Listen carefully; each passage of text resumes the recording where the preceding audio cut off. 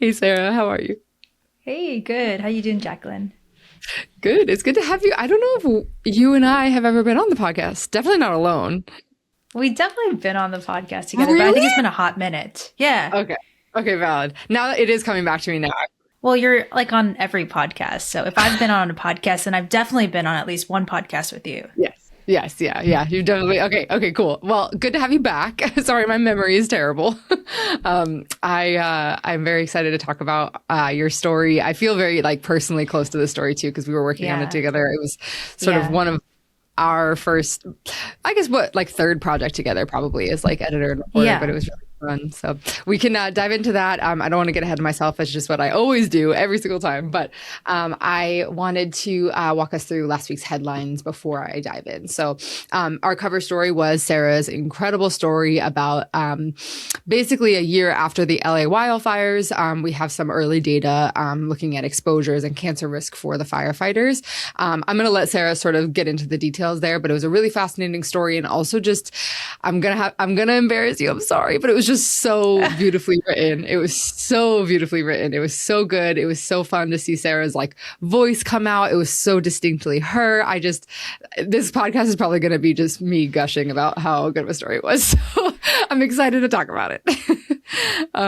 Our second story was about NIH Director Jay Bhattacharya being named acting director of the CDC.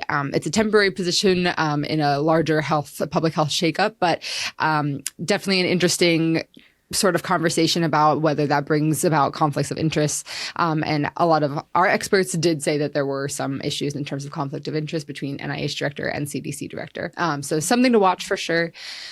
We had our third installment of our Black History Month podcast series. This time we had Malcolm V. Brock join us, and he had the coolest story. I kind of was I looked at the transcript and was really enjoying that. And he was born in Bermuda, and then he went to Japan multiple times and learned Japanese, got a Rhodes Scholarship, and then was in Oxford, gonna go and be a Japanese scholar. And then the ambassador of Japan, or the Japanese ambassador to the UK, came and heard his lecture and was like, actually, you should not do that. You should not study our people. You should go do something like more active or whatever. I forget exactly the phrasing, but it was awesome. And then he decided to go become a thoracic oncologist. So big switch up there. It was really cool. And he's also just a really fun, like, speaker. So definitely worth listening to that podcast rather than just reading the transcript. We had two guest editorials. One was about the California Institute of Regenerative Medicine and Cancer Research. That was by Stephen J. Foreman from City of Hope. And that is definitely it's a dense and interesting story. So definitely worth reading. Very sort of high stakes an important story. And then we had another guest editorial by Jacob Welkley from Radiation Business Solutions about sustaining community oncology through nonprofit structures and shared technology infrastructure. So that was very interesting as well and worth a check out. And I think that is it. We had cancer policy as always. There was a friends meeting recently that Richard Pazder and Janet Woodcock formerly from FDA had some really strong words about what's happening at FDA right now, and lots of other things to check out. So definitely would go look at that as well. But for now, we can talk about the fire story. So Sarah, not to put you on the spot, but if you want to give sort of an elevator pitch, just so people have sort of a touchstone for what we're talking about. Yeah, so about a year ago in January were these two massive fires in Los Angeles, the Palisades fire, the Eaton fire. I remember watching the TV coverage at the time and I'm like, is this real life? Like, this is a huge metropolitan area that is being engulfed by flames. And talking to firefighters that were on the front line, yeah, it was absolutely nuts. And it's the type of fire that people are still dealing with the ramifications of today, whether those are people living in LA because they're rebuilding, or there was there was exposure to smoke from their homes. And then, of course, the people that had, the highest concentration of exposure were firefighters on the front line, breathing in that smoke.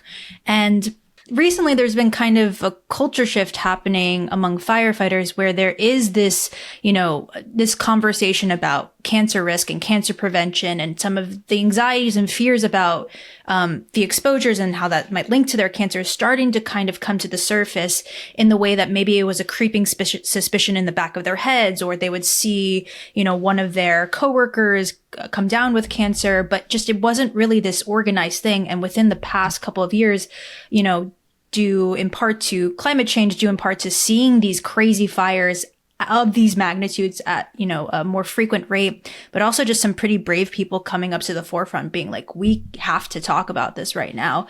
It has definitely caught my attention, and it's caught the attention of researchers. And I think for this fire, compared to many other fires, there was just a lot of attention, people, researchers descending down, collecting biospecimens, blood samples, urine samples, just to understand what is the impact on health when you get exposed to this type of toxic smoke. So some of those research findings are included in the story, but also some just really rich stories about how this culture shift is happening and what firefighters themselves are saying and thinking and how that is informing the research. Yeah. Oh my gosh. I have so many follow-up questions, and I read the story. I think what I would like to just sort of touch base on first, so that our readers have this context, is the really interesting, I think, new fire type is basically what I think you're going to know what I'm talking about. I mean, you can do a better job of explaining. And I think also just before you answer too, like the idea of where this intersects with your personal interest, right? Because this story was kind of about trying to help you find a beat within oncology, right? And you have sort of this personal experience writing about climate change. I'd love to hear that sort of arc as well. So I have a little bit of a background. I wouldn't say it's like, I'm trying to make it more of my beat, but I've done a couple of stories about the intersections between health and the environment. And it just, all of those stories kind of made sense with the cancer litter. We have a lot of focus on like, MCDs and, cancer policy stuff, but there was a little bit of a gap on stories specifically related to how environmental toxins relate to cancer risk and cancer incidence. I wanted to build a beat on this. And this is kind of one of my first stories really deeply digging into that. And I learned a lot about fires. There are different types of fires, and all of those and the types of fires determine, in some ways what one's cancer risk is, because essentially what is the smoke made up of? So traditionally there have been these two categories: structure fires, the kind of traditional, like someone's house is burning down. And those tends to be really small, maybe it's, just restricted or limited to one house or maybe to a few houses in a neighborhood. And they tend to have pretty dark smoke because there's a lot of things that are being burned in that fire. So think about everything that's in a house, all of the construction building materials, all of the household objects. A lot of times these things contain plastics. And that's actually a shift in recent years where building materials, like they're looking for stuff that's lighter than just kind of traditional wood. And there have been these, kind of recycled materials that contain plastics. And so that would lead to kind of a darker, denser, more theoretically more toxic smoke. Compare that to wildland fires. So these are massive fires, but they tend to burn more quote unquote clean. And I'm doing air quotes for those that are listening to the podcast. That's not to mean that they're not toxic. That's not to mean that like you should be breathing it in and just kind of being willy-nilly about it. But there are fewer things that are burned in that fire. So we're talking mostly about trees, brush, natural materials. And the theory is that perhaps there are less toxins in that smoke. So now there's kind of the onset of the combination of these two fires, the structure fire and the wildland fire, which they call WUI fires, wildland urban interface fires, which is what the Eaton Palisades fires were. So just imagine really dense toxic smoke that you see in a structure fire that has all this crap in it, and then of the size and magnitude of a wildland fire. And then you have this WUI fire, which is becoming more and more of a risk for wildland, for firefighters on the West Coast and other parts of the US. And it's becoming a growing concern. Yeah. Yeah. I don't mean to laugh at this at all. It's just wooey is a funny word to me. I'm sorry. But I do I just want everybody to know I'm not laughing at any sort of content here. It's just a little bit of Jacquelyn just has her inner sixth grader coming out. Yes, exactly. But yeah, this was so fascinating. And I think not to sort of hone in on a very specific thing, but the smoke, I remember reading somewhere, it might have been in an interview, I don't remember if it got into the actual story, but stuff that can be in there is, the plastics, but also like lithium batteries and like just things that you do not want to be breathing in. And so I thought that was really interesting. It's kind of crazy, like, to think about the end life of all of the products that we have. So, lithium batteries, that's kind of essential to the decarbonization of the economy. We're building more electric cars. You think, okay, this is good for the environment. But then you don't really think about it getting stuck, being in the middle of a fire and at risk of exploding and everybody breathing in those toxins. But it's kind of part of that life cycle of everything that we consume as consumers. Yeah. And especially considering sort of this increasing rate of WUIs and other environmental sort of disasters that are exacerbated by climate change. It's a little spooky. But this is kind of an open-ended question. I'm open to hearing where you want to go with it, but I would love to hear about sort of your character building almost, just because the characters in the story I think really make it. And I just would love to hear about sort of like, we don't necessarily write about firefighters very often, it's and it has its very distinct culture. So I know it's a well, hard content warning. Content warning for anybody who's reading the article. There are quite a few F-bombs in there, just letting you guys know, because that is how firefighters talk. Like this was just like one of the most amazing parts of reporting the story, was talking to firefighters. And I mean, once you get them going, they're going. Like they have strong opinions, and they were definitely documented in the story. But, first of all, speaking to firefighters on the front lines of Eaton Palisades and just getting a sense of what they saw, and even them who are career firefighters, they've seen many fires in their life, driving into Los Angeles, seeing the infernos, even they were like, what did we sign up for? This is crazy. I'll maybe pull a quote from the story, but one firefighter we talked to, Brian Buchanan, who is from the Bay Area, and he drove down because there was such a need for firefighters that they were drawing people in from all across the state and from other states, like from Washington, Idaho. There was just a massive need for boots on the ground. And Brian Buchanan from the Bay Area, he said that, basically he got down there and he saw miles and miles of power poles down in the streets. And as they were driving in, they were just taking a moment to like really reflect on the gravity of what they were driving into. Brian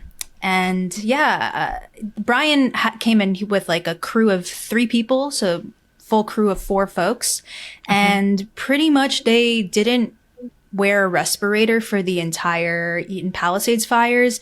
And he says that is a big regret of his. Like, if he could go back in time, he would have definitely masked up. But pretty much like only one person on the crew remembered bringing a mask.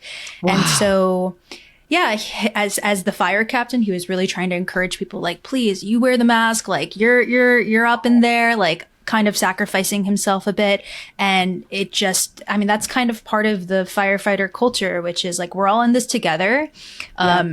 You don't be selfish and take the mask for yourself. And so what ended up happening was that nobody ended up wearing the mask. And he said he felt it. He said that he felt like his lungs got a beating, and he felt that way, not just, the day after, but for days after, and I believe even weeks after, because of just how dense and just how dense the smoke was.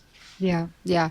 Should we talk about respirators for a second? Just because I think it's an important sort of nuance to this story that really was uncovered here. That, I mean, maybe I'm sure that there are, there's a community of people who is very familiar with this legislation, but for our readers, I think it's going to be brand new info for most of them, at least. Yeah. And I learned about this, within the past couple of months, and I was like, what? I mean, the first time I read about what's going on with respirators and the fire service. I think the New York Times put out a big investigation, but essentially it's not part of the culture and it's not part of the policy at all. So for the U.S. Forest Service, basically the federal firefighters, there has been a ban on wearing respirators for wildland fires for decades. That's not to say that like for structure fires, you know, going in a town and saving a house, they're wearing masks and they're wearing like pretty much, you know, top of the line types of masks, oxygen masks that kind of seal around the entire face. But those masks are pretty much impossible to bring on wildland fires. They require oxygen tanks, and those oxygen tanks only last for 30 to 40 minutes. So if you're talking about being on a fire for days and weeks on end, you're talking about like a lot of oxygen tanks, and they're heavy. So sometimes, I mean, I didn't even know that this was part of the job description for a wildland firefighter, but they're hiking like tens of miles into nature, into the forest, to reach the fire line. So imagine having all of your gear, all of your personal protective equipment, and then I don't know, like 10, 20 oxygen tanks on your back. That's just physically impossible.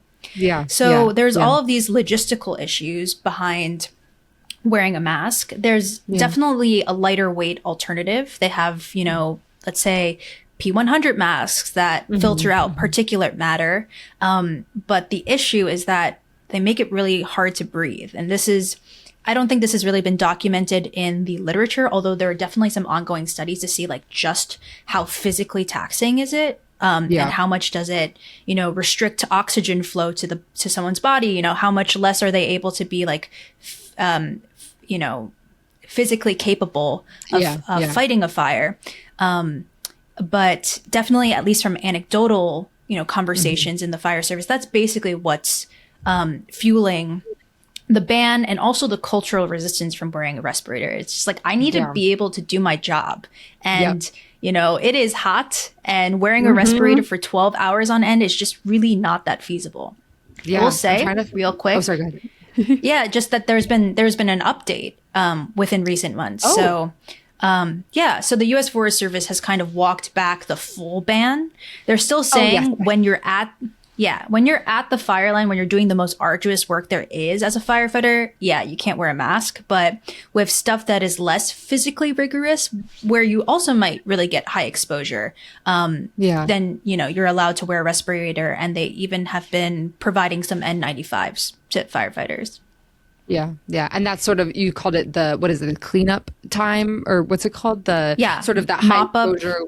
Mop up, thank you. Yeah, mop up is one of them, which is when they're basically like they're looking for any kind of rogue embers that are still lit and then just kind of putting them out and just making sure that there isn't, you know, the possibility of, you know, once they put out the fire erupting again. Yeah.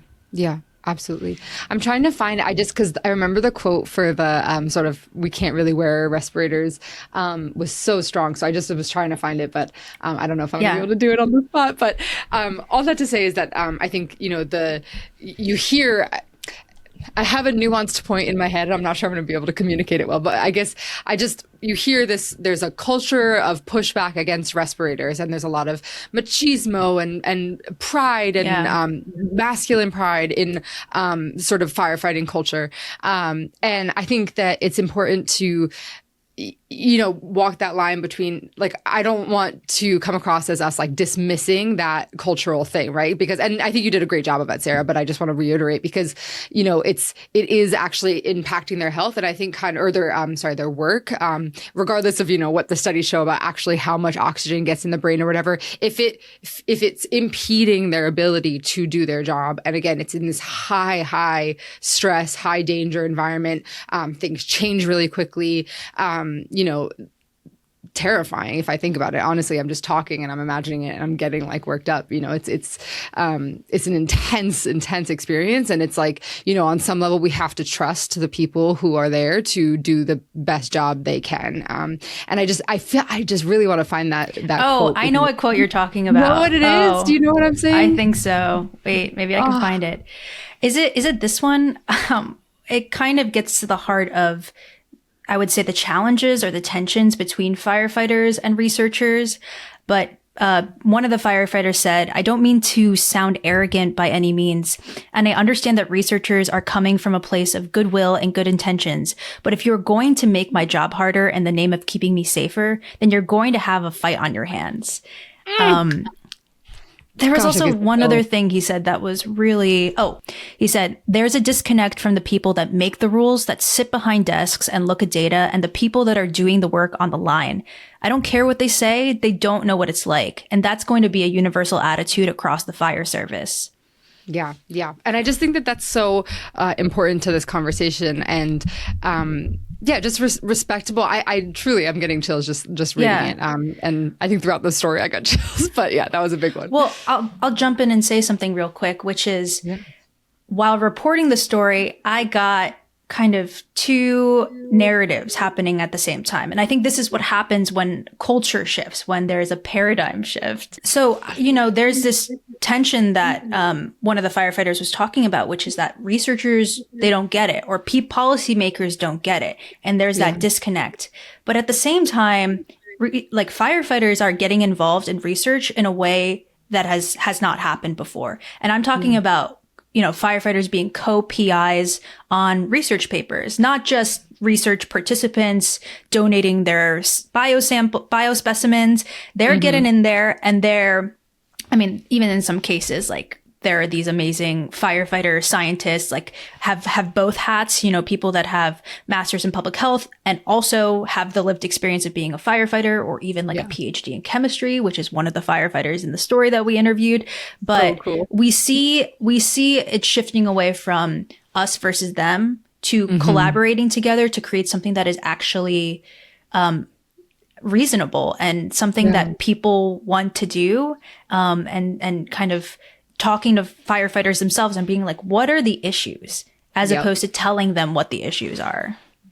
Yeah, 100%. Getting their buy-in, getting their perspective so that solutions actually do serve them and not just serve this impossible sterilized ideal of what they should be doing in a perfect world but that's not even really the full picture, right? They can't. So anyway, I just want to, I think I really would love to wrap up. I don't know if you have this prepared, Sarah. We can always read it if we have to, but one of the funniest parts of the story for me, one of the most enjoyable parts was the original face masks that I need you to tell about. Yeah. So part of the story, what I loved about it was getting all of these little pieces of firefighter culture from the 1800s, 1900s, and just how things have really changed. So I learned that the quote unquote original face masks, if you can even call it that, but just what people did or what they thought or hoped or believed would actually protect them from breathing in some of the soot and debris, is that firefighters would have these really, really long beards, and they would maybe twirl it up, dunk it in some water, twirl it up, and then chomp on it, put it in their mouth, and just hope that some of the beard hair would pretty much act as a filter for the soot and not get in their mouth and they won't breathe it. I'm not really a scientist, but I don't think that my hypothesis is that didn't really do much. But yeah, respirators, the technology, I would say, have definitely developed quite a lot since then. Yeah. That's so funny. I love that. Honestly, though, pre-respirators, not a bad idea. Always on hand. It solves a lot of the problems we're talking about. But now, just to sort of come full circle, now they can't have beards, right? They can only have mustaches. Yeah. So for the oxygen mask respirators, because it requires a seal around the face, they can't wear facial hair. They have to shave, so it doesn't kind of break the seal. So if you see a firefighter with a mustache, there's actually a reason behind it, as opposed to just it looking fantastic. Oh my God, what a way to end. I love it. Oh my God. Well, thank you, Sarah. This was lovely. So much fun. And I can't wait to have you on the podcast again soon. It's truly such a fun time. Yeah, I'll come back with more environmental health stories and we'll chat about it. Heck yeah. See you next week. Bye.